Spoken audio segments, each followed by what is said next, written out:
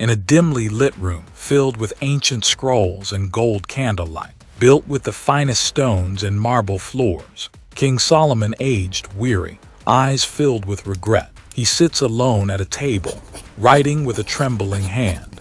My son, hear the instruction of thy father, and forsake not the law of thy mother.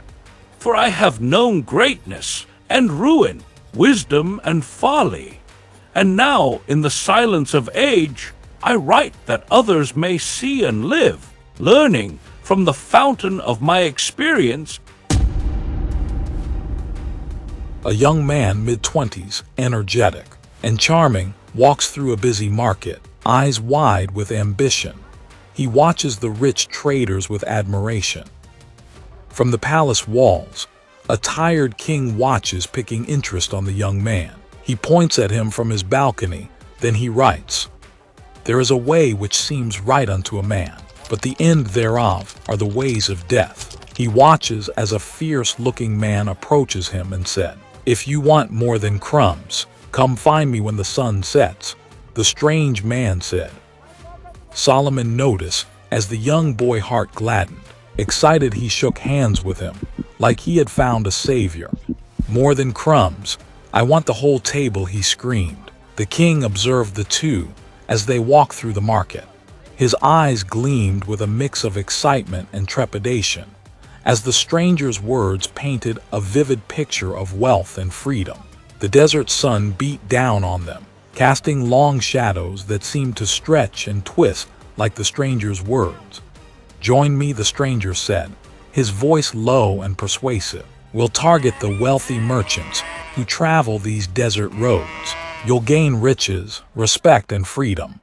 He hesitated, his conscience nagging at him. "But isn't that robbery?" he asked, his voice barely above a whisper. The stranger chuckled, a low, menacing sound. "Call it reallocation of wealth," he said with a smile. "The merchants have more than enough. You deserve a share. Come, my young friend, let's have a drink." His resolve wavered, tempted by the promise of wealth and the thrill of adventure. He thought of the crumbs he had been living on, the monotony of his daily routine. The stranger's words promised a way out, a chance to take control of his destiny. "What about the law?" he asked, his voice a little stronger now.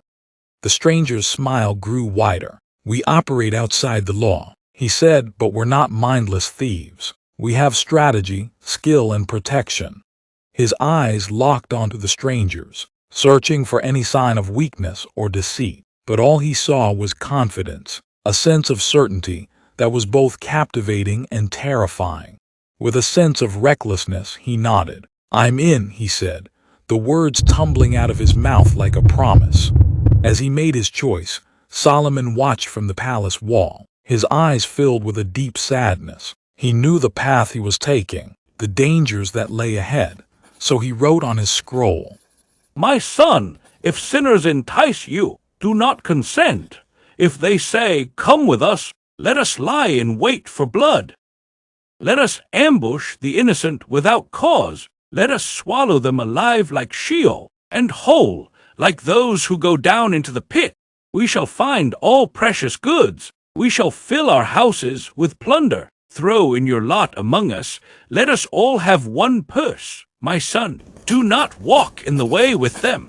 Keep your foot from their paths, for their feet run to evil, and they make haste to shed blood. For in vain is a net spread in the sight of any bird. But these men lie in wait for their own blood. They set an ambush for their own lives. Such are the ways of everyone who is greedy for unjust gain. It takes away the life of its possessors. For Solomon was tired of the foolishness of the young, so he retired back to his royal garden. Meanwhile that night, the young man couldn't sleep, for he thought about the great desert heist ahead. So he was restless. His mother came to him. My son, I have noticed you have been restless. What so trouble your spirit? I saw you talking to that good-for-nothing desert walker. Please do not choose the path of destruction. Enraged, he stormed out of the house, put to the street. Solomon watches, holding his torch. He dips his pen into the ink. Here, my son, your father's instruction, and forsake not your mother's teaching, for they are a graceful garland for your head and pendants for your neck. The moonlit night seemed to darken as he stormed away, his footsteps echoing through the stillness. His father's angry voice followed, the words indistinguishable, but the tone unmistakable. The old man chased after him, the wooden rod creaking in his grasp. As the young man shoved his father aside, the sound of flesh meeting flesh cracked through the air. His father falls to the ground as he struggles to support his weight by the wall. Meanwhile, Solomon from his chamber walls could no longer write, for he was shocked by the boy's action. As he watched the scene unfold, he dipped his quill into ink, writing words that seemed to flow from his heart. A wise son listens to his father's instruction, but a scoffer does not listen to rebuke. The scratching of the quill on parchment filled the silence of Solomon's chamber, a stark contrast to the turmoil outside. My son, keep your father's commandment and forsake not your mother's teaching. Bind them on your heart always. Tie them around your neck. When you walk, they will lead you. When you sleep, they will watch over you. And when you awake, they will talk with you. For the commandment is a lamp, and the teaching a light, and the reproofs of discipline are the way of life. The young man's father picks himself from the ground as he limped. His son didn't even look back. He felt no remorse. His heart, like an iron, was already made up. A wise son makes a glad father, but a foolish man despises his mother. Forget about this young man for a minute. Solomon's wisdom transcends the times of old. His message was for the modern world also. Do you know a friend, or you are that person who, as a kid, once cherished your parents' companionship, laughing and playing together, but as they grew into adulthood, while their parent grew old, they couldn't tolerate their parents' presence anymore. Instead of caring for them, they sent them off to retirement homes without even showing up to visit, only to spend their last days with total strangers. Solomon got some words for you. Whoever mistreats his father and chases away his mother is a son who causes shame and brings reproach.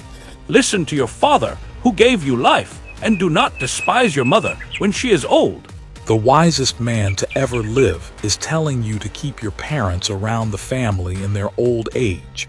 Do not despise them. Take the grandkids to see them.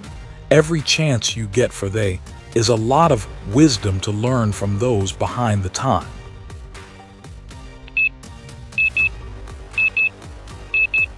Whoever curses his father or his mother, his lamp will be extinguished in utter darkness. The young man's desert adventure had ended in regrets. They were captured by the ranging soldiers and paraded before the city. For the eye that mocks a father and scorns, a mother's instruction will be picked out by the ravens of the valley and eaten by the vultures.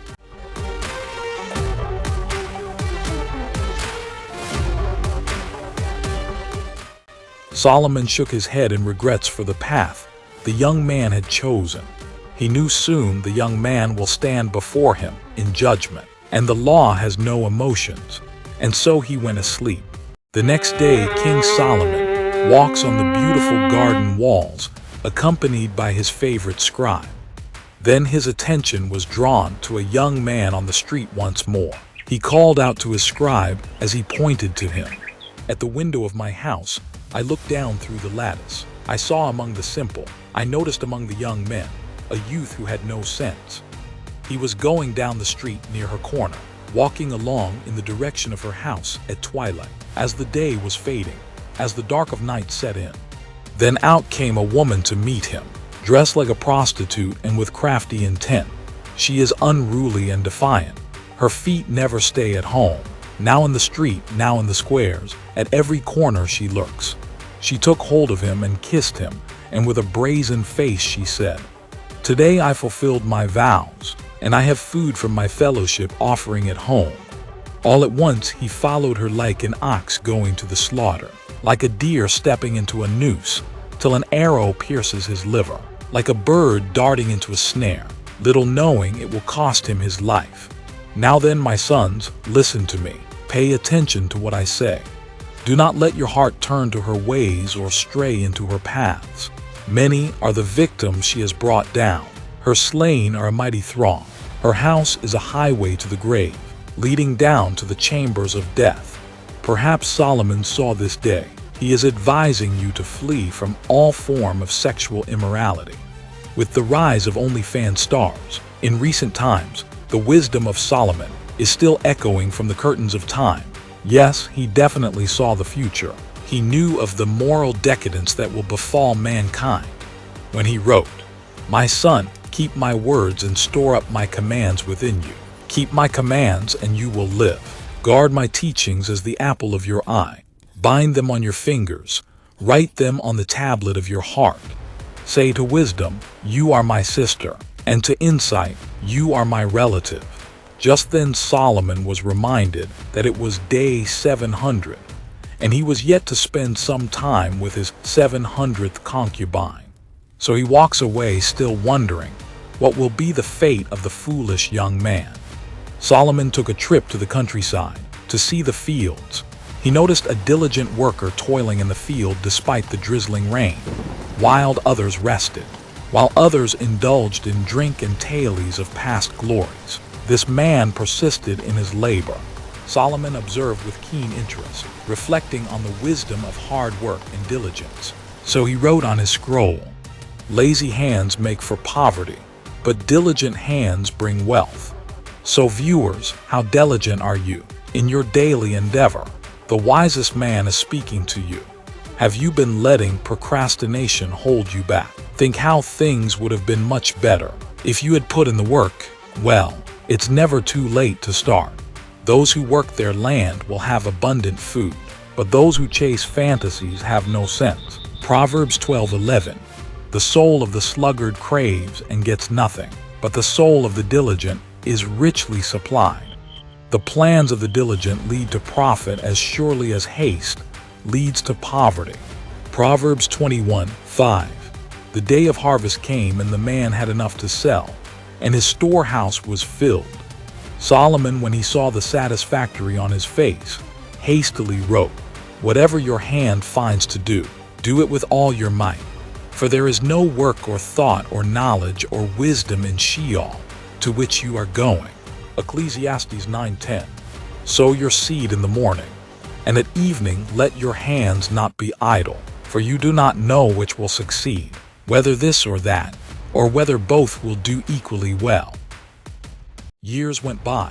Solomon felt tired and weary of everything. Despite the palace paved with gold, the finest wine served in golden cups, and a harem that spanned across the land, he felt unfulfilled. He had built grand temples, forged military equipment, and acquired everything one could imagine. Yet something was missing his joy. Nothing seemed to bring him peace again. He would walk along the walls, trying to clear his mind, write poems and songs to focus his thoughts, and indulge in the finest wines from golden cups. Still, he found no satisfaction in all his accomplishments. In search of solace, he picked up his scroll and began to write, hoping to find some meaning in the emptiness that surrounded him. "Life is useless, useless," said the philosopher. "Life is useless, all useless. Everything leads to weariness, a weariness too great for words. Our eyes can never see enough to be satisfied. Our ears can never hear enough."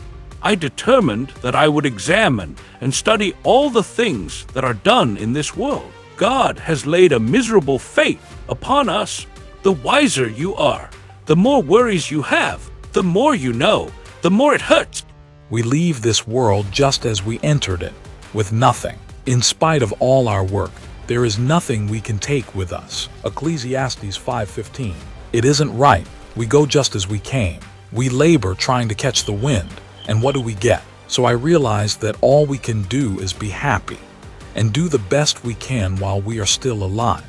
Solomon, the wisest man who ever lived, wasn't just speaking to his generation. He knew this day would come, and his message would transcend time, speaking directly to you. He's telling you that life can become meaningless in the pursuit of knowledge and accomplishments. Often we lose sight of what truly matters. and life becomes futile. We trudge through our days, going to jobs we dislike without joy.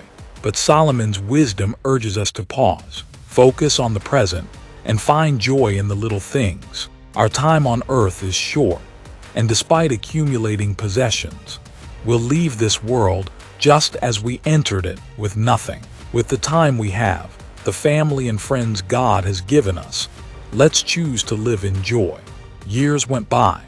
One day, King Solomon rode through the city in his chariot. He gazed out at the crowds gathered beyond the walls. Despite the prosperity and wealth that flowed through Jerusalem under his rule, he saw beggars and the poor, their struggles a stark contrast to the gold and splendor that adorned the city. Perplexed by this disparity, Solomon determined to study the plight of the poor, seeking to understand the root causes of their struggles and the reasons behind their lack. With a curious and wise heart, Solomon set out to learn from the poor, to grasp the complexities of poverty and the challenges that lay before them. He was inspired as he wrote, "Lazy hands make for poverty, but diligent hands bring wealth. Poverty and shame will come to him who disdains correction, but whoever regards reproof will be honored. The poor is hated even by his own neighbor, but the rich has many friends." Proverbs 14:20. Whoever is kind to the poor lends to the Lord, and he will reward them for what they have done. Whoever shuts their ears to the cry of the poor will also cry out and not be answered. Proverbs 21:13. For the wisdom of Solomon became his nightmare as years pass, and Solomon, who has acquired everything his soul desired, loudly screamed, Labor not to be rich. Cease from thine own wisdom. Riches certainly make themselves wings. Pride goeth before destruction, and a haughty spirit before a fall. Proverbs 16:18. In the final days of the wisest king, as he lay feeble in bed with his wives, and children gathered around him, he muttered, Then I looked on all my works, and behold, all was vanity and vexation of spirit. Vanity upon vanity, all is vanity.